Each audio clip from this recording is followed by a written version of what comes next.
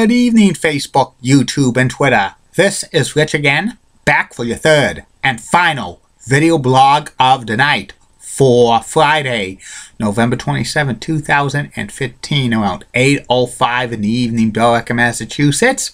It's dark out now. It's only going to be about 40 degrees tonight, which is actually warm for overnight low for this time of year, but clouds, tomorrow could be some rain showers, but not a steady heavy rain, no flooding rains, no 1 to 2 inches of rain. It's just going to be a damp, dreary day and about 52 degrees, where it's a little bit above average and stuff, but when it clears out, it's back to normal with temperatures. Some news to report. The Boston College men's basketball team lost today to University of California of Irvine by a score of 80-67, second loss of the year by the Boston College Eagles basketball team. The UMass Lowell Riverhawks hockey team beat the Northeastern Huskies by a score of 3-2 in overtime at Belfast Island in Friendship Hockey Tournament. And LSU's football coach Les Miles is going to get fired after tomorrow's games. He's going to lose his job because the LSU Tigers were bad this year. And that's about it on the news. My third and final video blog subject of the night is about my review of Survivor Series 1996, which happened at the world's most famous arena, Madison Square Garden in New York City. The main event was for the WWE title. It was Heartbreak Kid Shawn Michaels defending the WWE title against Psycho Sid, plus other Survivor Series type matches and other regular matches. There was one match that was before the pay-per-view on the free-for-all, which was on the preview channel, which has been rebranded several times. It's now Pop TV. And it was a 4-on-4 elimination Survivor Series match. One team was captained by Bart Gunn. His tag team partners was the real Double J, Jesse James, Aldo Montoya, the Portuguese Man of War, and Bob Spark Plug Holly. And they faced off against another team, Billy Gunn, captain in it, and he had Justin Hawk Bradshaw, the Sultan, and Salvatore Sear. They were with Uncle Zebekiah and the Iron Sheik. Not too much happened in this match. It eventually ended up to becoming Billy Gunn facing Bart Gunn, Smoking Guns. They broke up. They fought, but Bart won this match and was so survivor for his team. Nothing special about this match. It was just to get people on the card, just for payday. And these are the matches that happened at pay-per-view on Survivor Series 1996, which was called by Vince McMahon and good old JR Jim Ross. Jim Ross was in his heel personality, which didn't last too long. He blasted McMahon a lot. They didn't get along and stuff. This was just a storyline. It was supposed to be they were supposed to wrestle at WrestleMania 13, but that didn't happen. Too bad it didn't. It would have been a good match.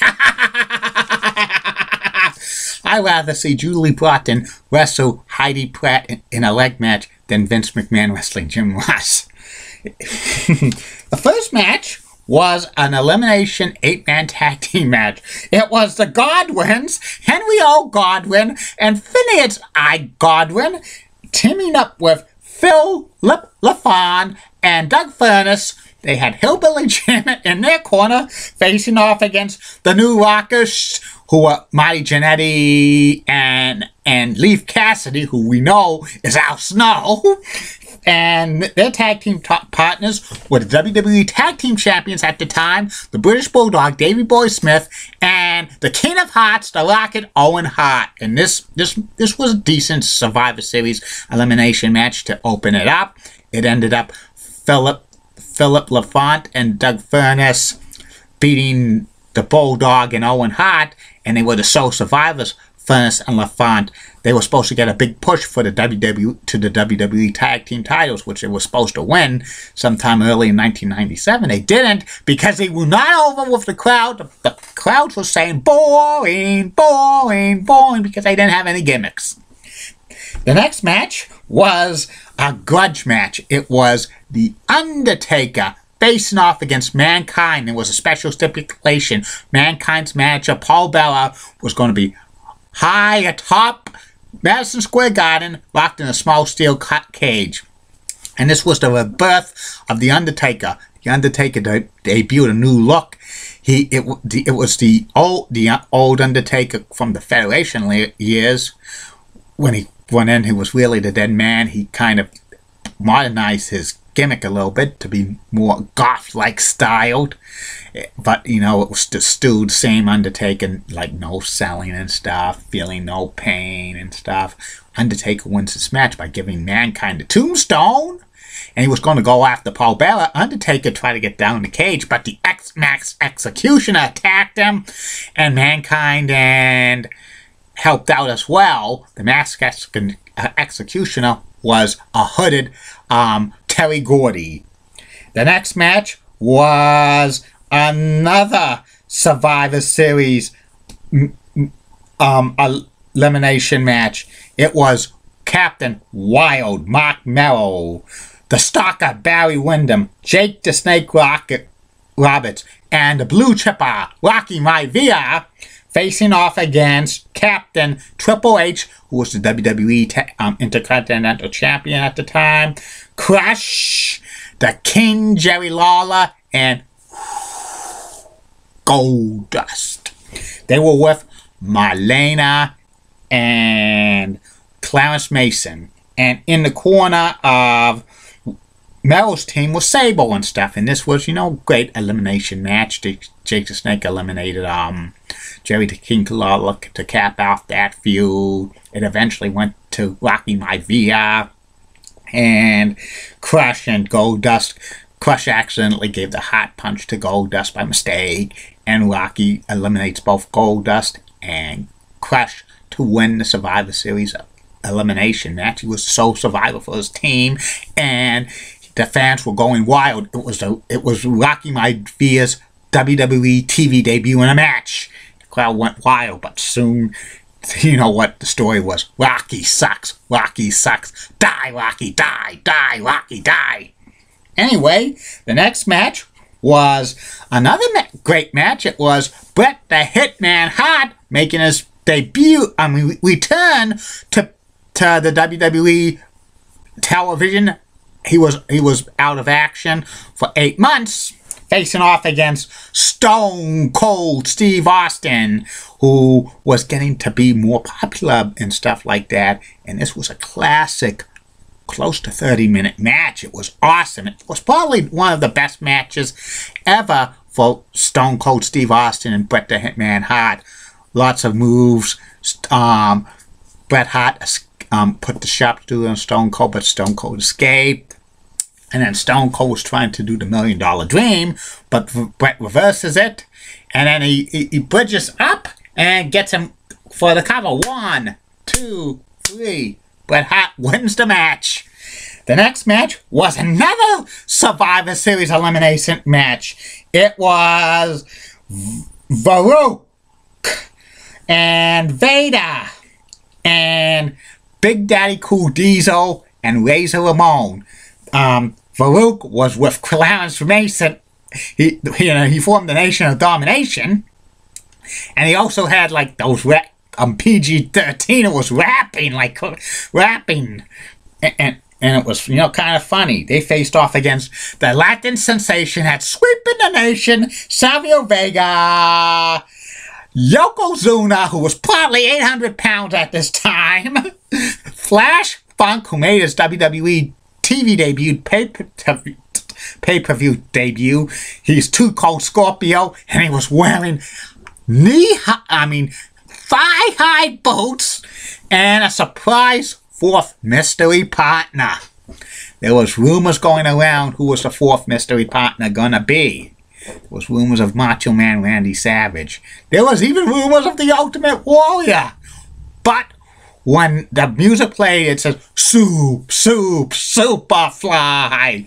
Superfly Jimmy Snuka was the previous night inducted into the WWE Hall of Fame, makes his triumphant return to Madison Square Garden and stuff.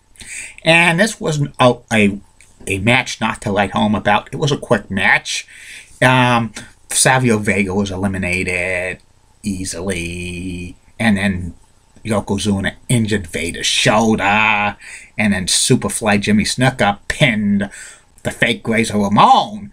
And at the end, it had Farouk, Vader, Diesel, Flash Funk, Yokozuna, and Jimmy Snuka fight all over them in the ring. Referee calls for the bell. He throws this match out. It's the first time in Survivor Series history that a Survivor Series elimination match had no survivors. They had to throw it out and stuff. I think they had to throw it out because of the Bret Hart Steve Austin match running too long. They couldn't do quick eliminations for this, so they had to throw the match out. And then the main event for the WWE World Title, it was Shawn Michaels, the Heartbreak Kid, who was the WWE Champion, with Jose Lothario facing off against Psycho Sid Vicious. Psycho Sid Vicious was the de facto heel in this match, even though both wrestlers were faces, but the crowd was going nuts when Psycho Sid came on the scene. He probably got the biggest pop of the night, and they were booing Shawn Michaels, even though he was the lead face in the WWE. This was a classic match, back and forth, ending had Psycho Sid grab the camera and hit Jose Lothario with it in the heart. And the fans were cheering. Shawn Michaels was crying. He was going to help his mentor, his manager, Jose Lothario. And then Psycho Sid gives Shawn Michaels the power bomb. And Psycho Sid gets the count. 1, 2, 3. Psycho Sid's the new WWE champion. The Madison Square Garden erupts like a volcano. Everybody was so happy that Sid finally won the WWE title and stuff. He only had a 2-month reign. He held the title twice, and his reigns were nothing home to talk about. In my humble opinion, Sid was probably one of the worst world champions of all time and stuff. Even though Sid has so much charisma and stuff, he's never had a long run in WCW or WWE because every so often he would disappear because he had an injury and stuff. But it was to play softball because he's a softball king. And anyway, what did I think about this pay-per-view for Survivor Series pay-per-view? I give it an A because of the solid matches between Stone Cold Steve Austin and Bret the Hitman Hart and The Undertaker versus Mankind, the exciting debut of Rocky Maivia, and especially Shawn Sid and Heartbreak Kid Shawn Michaels match. Kind of the opening 8-man elimination match was pretty good, but that throwaway Survivor Series match between Austin and Hart and Sid and HBK should not take place on the card and stuff. They were hyping the surprise partner to be somebody special, but it turned out just to be a WWE legend. That's about it on that.